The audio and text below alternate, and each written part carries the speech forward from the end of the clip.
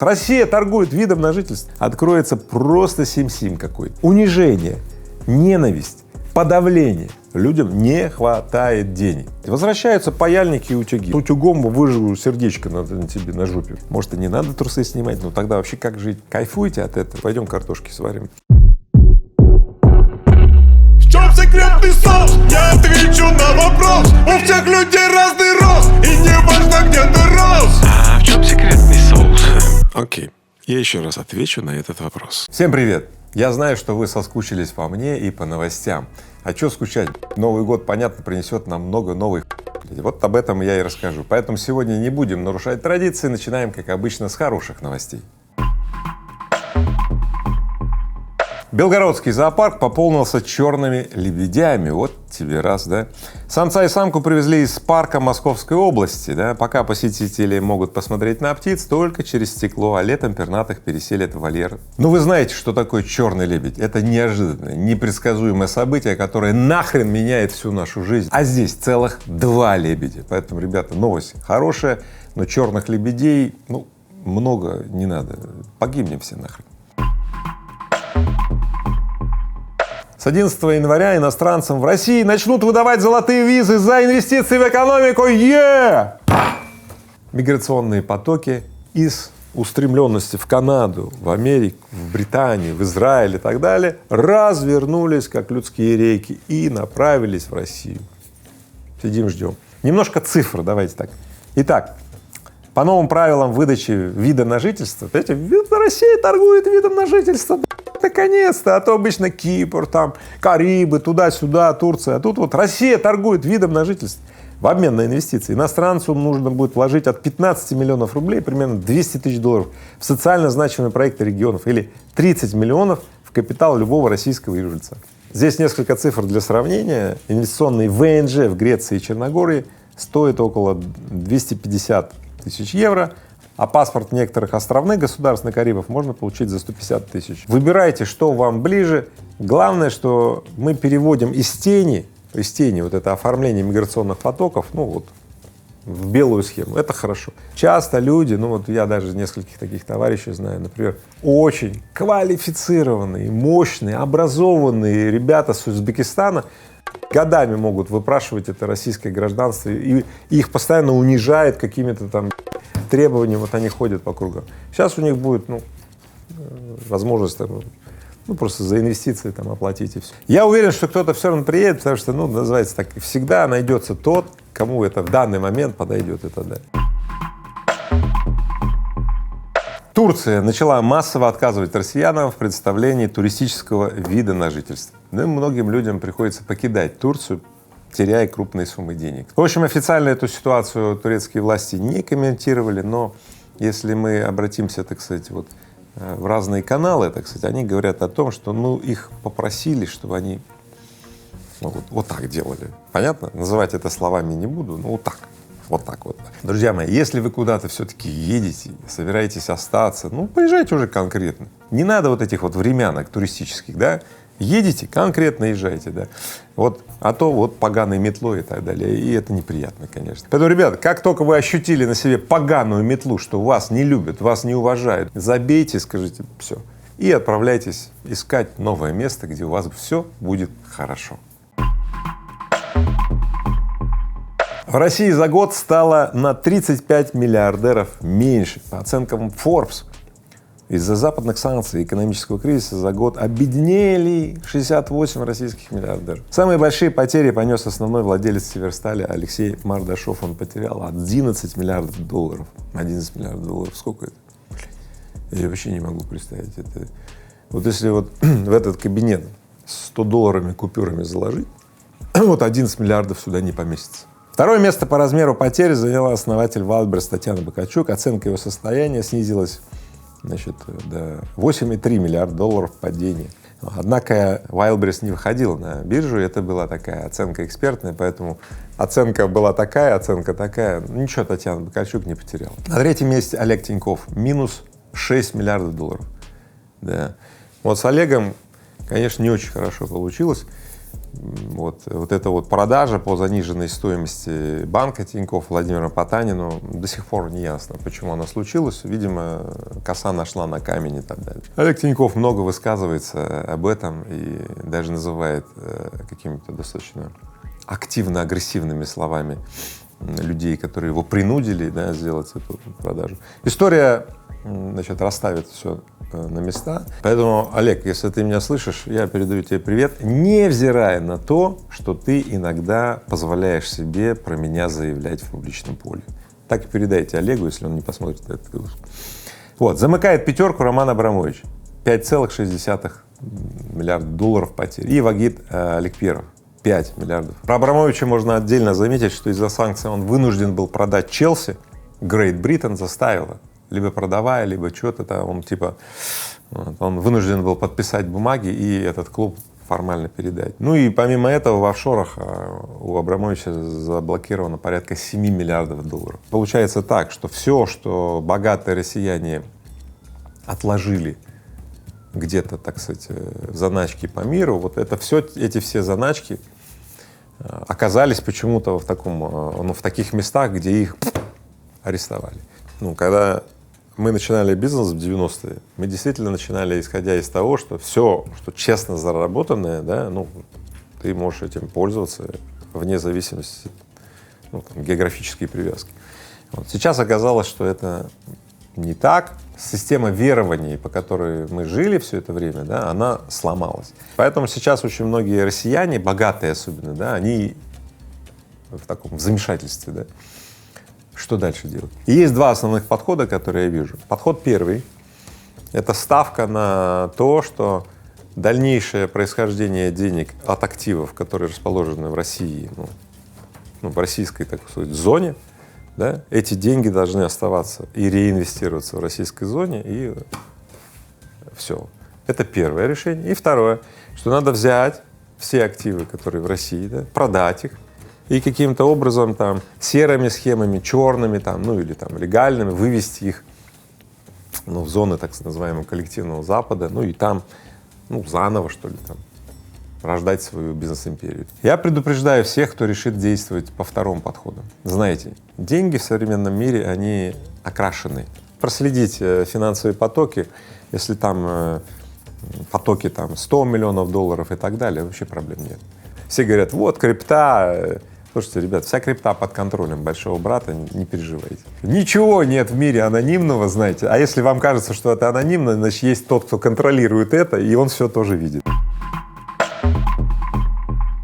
Bloomberg пишет, что российская нефть теперь на рынке в 2 раза дешевле, чем Brent.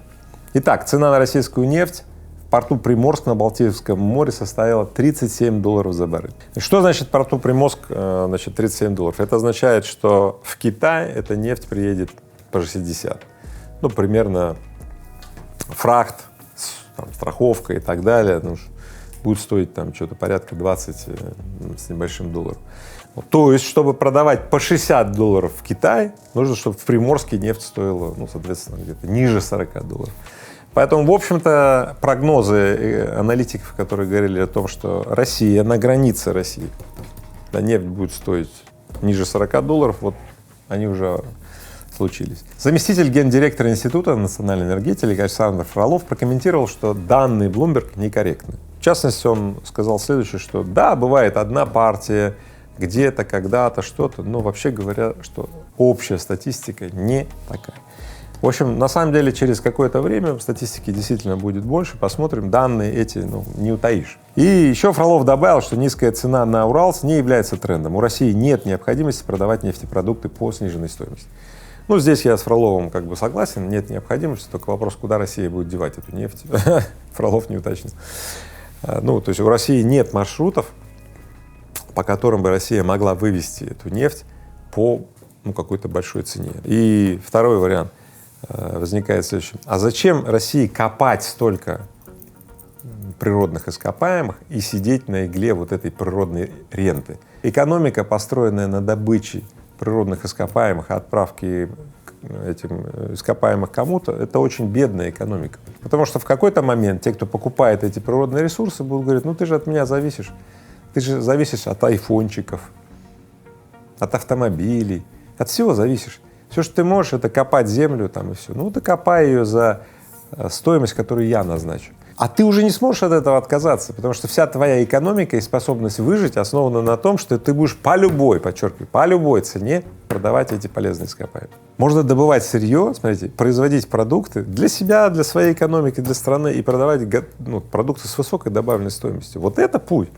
Но только здесь мозгов не хватает, потому что длинная цепочка. Например, добыть руду алюминию, там, выплавить алюминий, да? Сделать какие-то сложные детали, машины, самолет построить. Почему Россия не может построить самолет? Я когда родился, они писали, что скоро Россия создаст вот этот новый самолет. Тогда еще Ту-154 летали. Так вот, их ничем не заменили российские, а купили Airbus и Boeing, бывшие в употреблении. Ну, там несколько новых, конечно, было. Вот и все. А сейчас нет самолетов. Я в данном случае говорю не о том, что вот эта вот немощность по производству самолетов. Я говорю о том, что основные деньги и капиталы в России контролируют те, кто занят вот этими начальными цепочками передела. Нефть, газ, металл, руда, уголь и так далее. Понимаете, у них есть капитал, но они не идут и не развивают цепочки высокой добавленной стоимости. Они такие сидят, говорят, пусть кто-то другой развивает. Да кто? Пока в России столь низкие цепочки добавочной стоимости, жить будем в целом бедно. И как не делили эту маленькую там шкурку, да, как ты ее поделишь? Ты как ее не дели, кусочки будут маленькие, и даже писюган не прикроешь.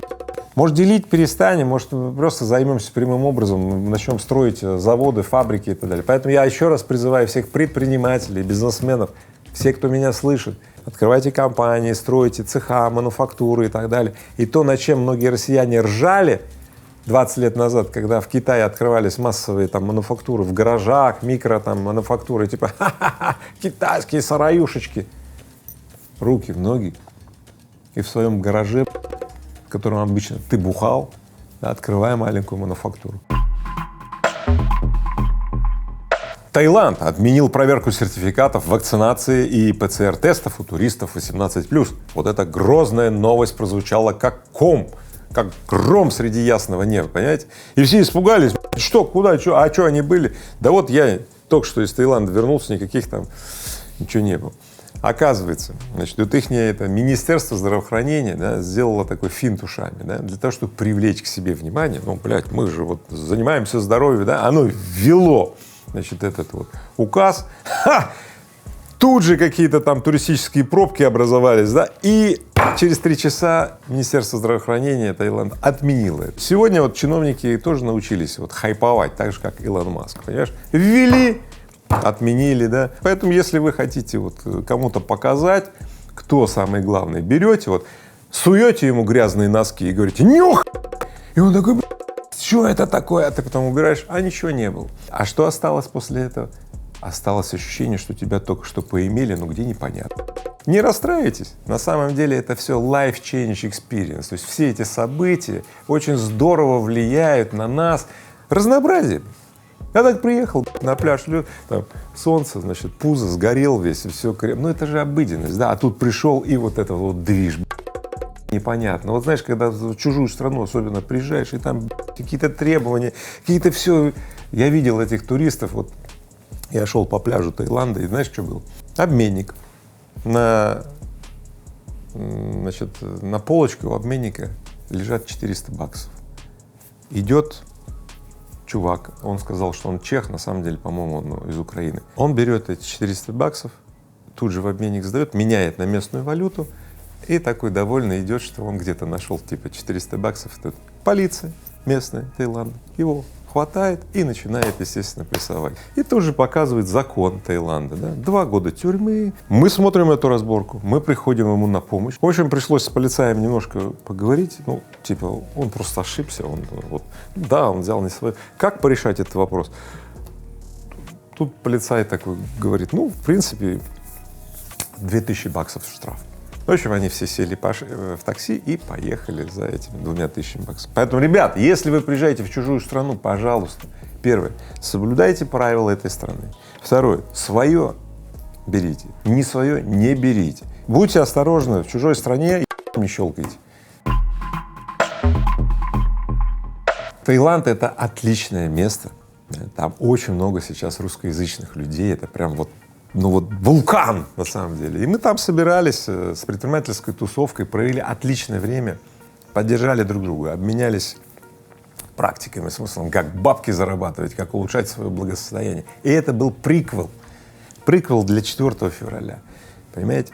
4 февраля мы решили еще раз собраться в Крокусе, здесь уже, в Москве, да, и в составе уже гораздо больше, не 200 человек, как в Таиланде, а 2000 человек. И я приглашаю тебя быть среди нас, да, наполнить свою жизнь благосостоянием, новыми партнерствами, произвести гигантский нетворкинг. Я буду Оскар Хартман и еще 50 звезд бизнеса с суммарным оборотом 1 триллион рублей, суммарной прибылью больше 100 миллиардов рублей в год. Поэтому купи билет и приходи, я буду тебя ждать, и в твоей жизни наконец наступят хорошие времена.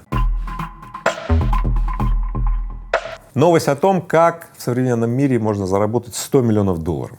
Слушайте внимательно. Итак, актеры из фильма «Ромео и Джульетта» 1968 года, внимание, да, подали в суд на Paramount из-за сексуальной эксплуатации. Вот.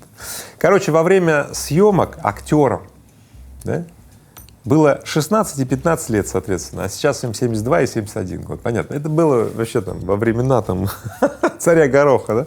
Так они взяли и объявили кинокомпании о том, что их ввели в заблуждение во время съемок. Режиссер фильма сказал им, что в любовной сексуальной сцене их будут снимать в белье телесного цвета, но им не предоставили это белье телесного цвета, и у них, соответственно, был, ну, голышом, короче, они были, да?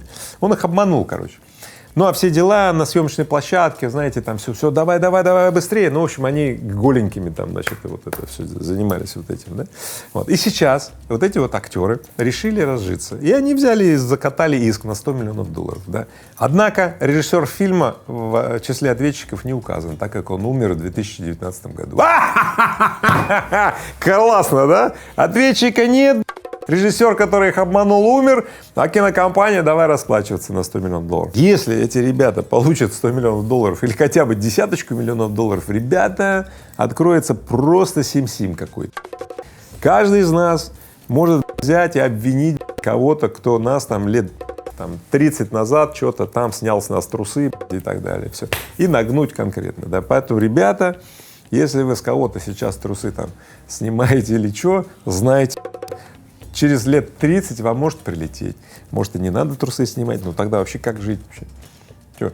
Бояться будущего, в котором, значит, какие-то люди придут и предъявят тебе иск. Вот.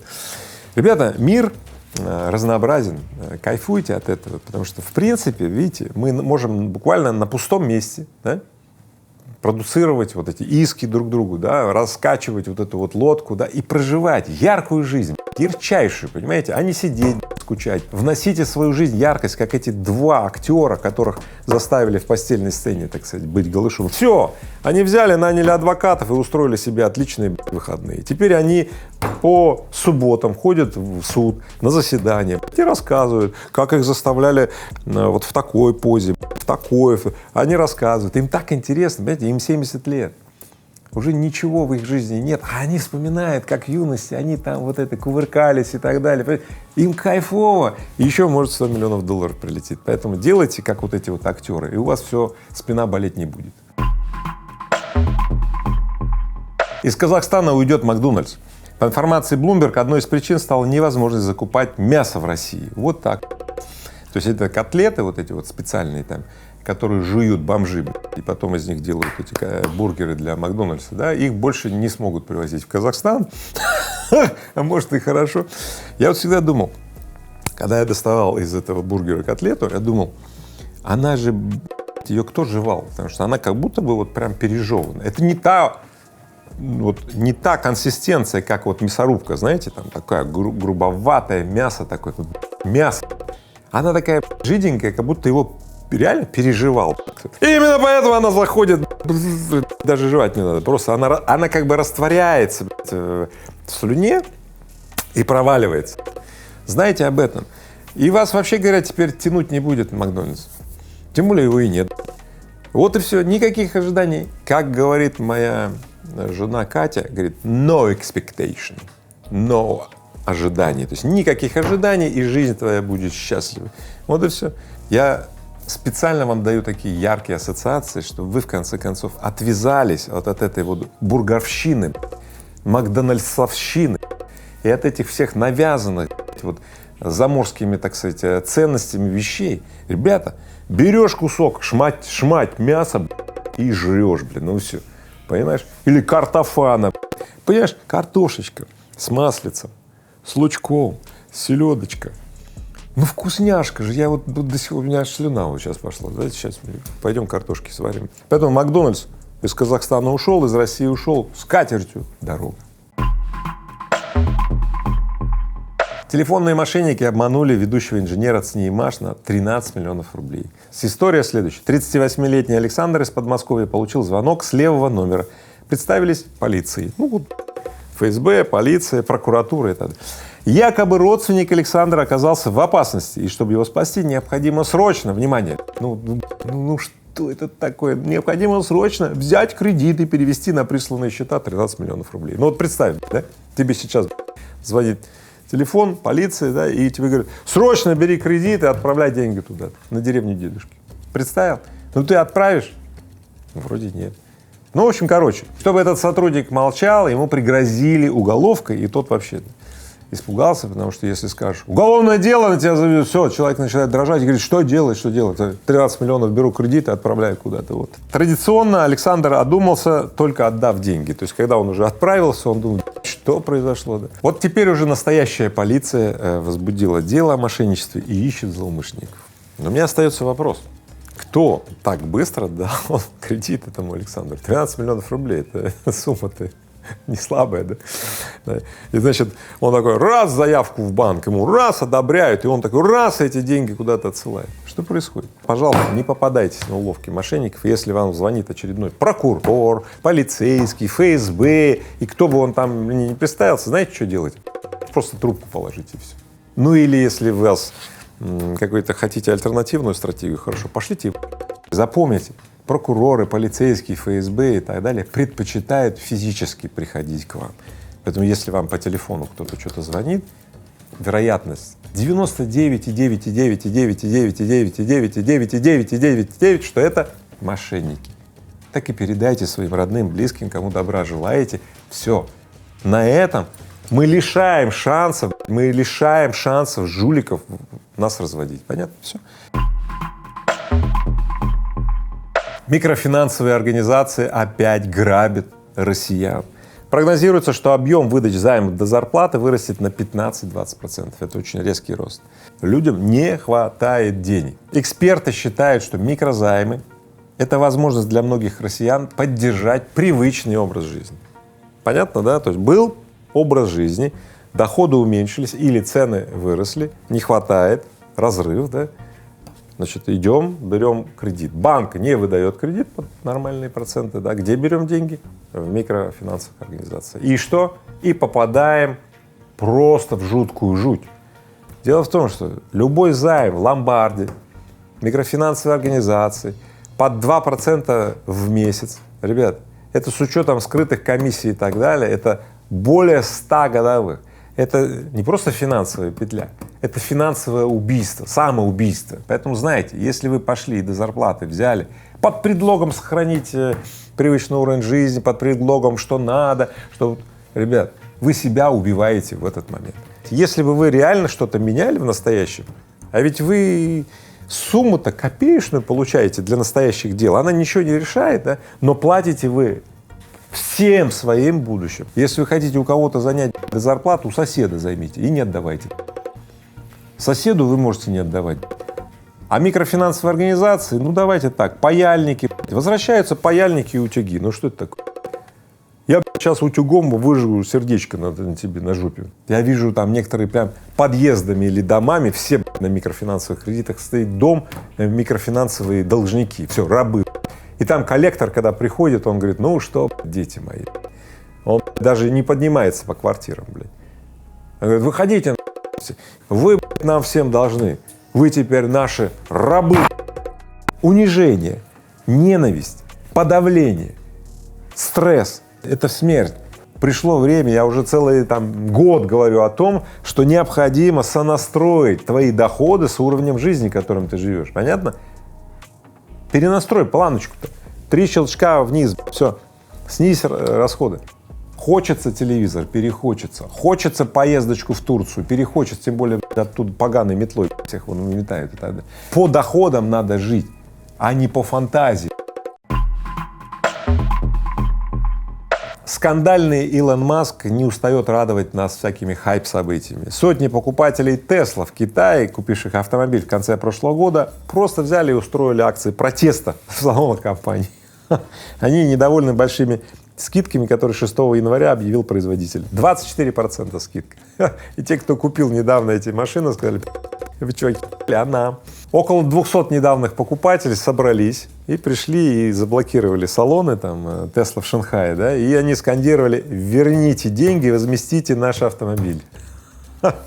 Ну, Тесла тут же заявила, что ничего компенсировать не собирается. Однако я вам скажу следующее.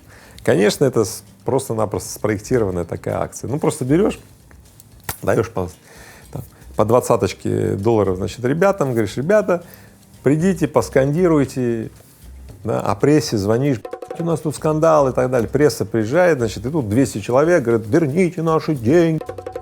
Пресса это все снимает, по средствам массовой информации отлично расходится эта новость такая, ну скандал же, да, и так далее. И Тесла, и наш красавчик Илон Маск опять в фаворе. Поэтому, ребята, если вы хотите привлечь внимание к своему продукту, к своему товару, к себе лично, к своему личному бренду, устраивайте скандал. Дело в том, что чтобы быть успешным, ну просто необходимо быть ярким. То есть ярким быть выгодно. А яркий — это кто? Кто умеет привлечь к себе внимание? Илон Маск может, Тесла может. Ты тоже можешь стать ярким, успешным, если будешь выполнять советы, которые говорит тебе Игорь Рыбаков, если будешь подписан на канал #1 про бизнес и деньги. Поэтому, ребята, слушайте меня, я регулярно выхожу, регулярно даю вам новые, самые действенные проходочки, которые самые актуальные на сегодня. Ну и, конечно же, давайте вместе размножать хорошее. Пусть плохому места просто не останется. В чем секретный соус? Я отвечу на вопрос. У всех людей разный рост, и не важно, где ты рос. А в чем секретный соус? Окей, я еще раз отвечу на этот вопрос.